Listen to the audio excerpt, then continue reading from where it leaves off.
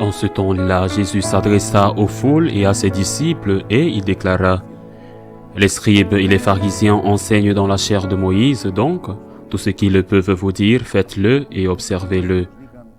Mais n'agissez pas d'après leurs actes, car ils disent et ne font pas. Ils attachent de pesants fardeaux difficiles à porter et ils en chargent les épaules des gens, mais eux-mêmes ne veulent pas les remuer du doigt. Toutes leurs actions, ils les font pour être remarqués des gens. Ils élargissent leurs phylactères et rallongent leurs franges. Ils aiment les places d'honneur dans les dîners, les sièges d'honneur dans les synagogues et les salutations sur les places publiques. Ils aiment recevoir des gens le titre de rabbi. Pour vous, ne vous faites pas donner le titre de rabbi, car vous n'avez qu'un seul maître pour vous enseigner et vous êtes tous frères. Ne donnez à personne sur terre le nom de Père, car vous n'avez qu'un seul Père, celui qui est aux cieux. Ne vous faites pas non plus donner le titre de Maître, car vous n'avez qu'un seul Maître, le Christ. Le plus grand parmi vous sera votre serviteur, qui s'élèvera sera abaissé, qui s'abaissera sera élevé. Acclamons la parole de Dieu. Quel évangile intéressant à méditer aujourd'hui, alors que nous entamons le carême. Voyons, le Seigneur dit, les scribes et les pharisiens se sont assis sur le siège de Moïse. Faites ce qu'ils disent, mais ne faites pas ce qu'ils font. Et si c'était l'inverse, le Seigneur nous met en garde contre les mauvais exemples. Rechercher l'enseignement et ignorer les mauvais exemples. Ce qui compte, c'est l'enseignement. Mais si aujourd'hui, ce qui ne va pas, c'est l'enseignement, comment un laïc normal, qui peut avoir une formation universitaire importante, même dans son domaine de travail, ou une simple femme au foyer, comment ce laïc, cette femme, cet homme peut-il le discerner, savoir si l'enseignement donné par le prêtre ou l'évêque est un enseignement correct? Comment peut-il faire cela? Si un médecin dit une chose, un autre médecin peut le réfuter et dire « c'est faux, c'est faux ». Si un architecte conçoit un bâtiment, un autre architecte peut dire « c'est faux ». Cette maison va s'écrouler. Mais une personne qui ne connaît pas la théologie, comment peut-elle se rendre compte que ce que ce prêtre ou cet évêque lui enseigne n'est pas conforme à l'Évangile et à l'enseignement de 2000 ans de l'Église? Il ne peut pas, ou du moins c'est très difficile pour lui. C'est là qu'est le problème. Alors le Seigneur donne un critère, et c'est facile à comprendre et à appliquer. Il dit, de ces pharisiens qui enseignaient bien, mais vivaient mal, de ces pharisiens dont Jésus dit, faites ce qu'ils enseignent, mais ne faites pas ce qu'ils font. De ces pharisiens, il dit, tout ce qu'ils font, c'est que les gens les voient.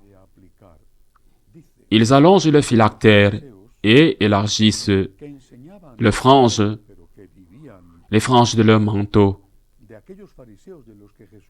Ils aiment les premières places dans les banquets, les sièges d'honneur dans les synagogues, et qu'on se prosterne devant eux sur les places publiques. C'est un bon critère, qui sont les gens qui les médias applaudissent-ils aujourd'hui? Celui qui défend,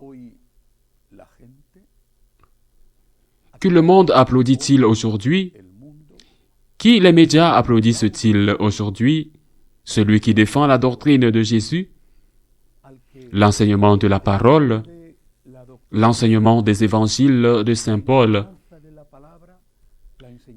celui qui défend la doctrine de 2000 ans, ou celui qui dit que cette doctrine est dépassée et qu'elle doit être modifiée parce que Jésus, le pauvre, était un homme qui vivait il y a longtemps et qui n'avait aucune idée de ce qu'est l'homme, ou du moins l'homme d'aujourd'hui.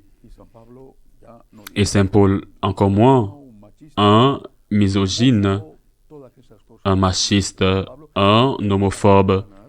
Toutes ces choses qui le disent sur Saint Paul et qui leur font gagner les applaudissements des médias de l'idéologie LGBT, de l'idéologie woke.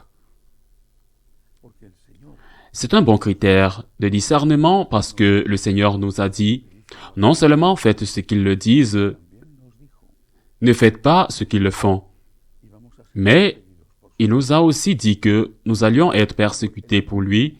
Alors, quand le monde persécute, et aujourd'hui, ce monde est très puissant, plus qu'à l'époque romaine, plus que jamais, la dictature des médias est atroce.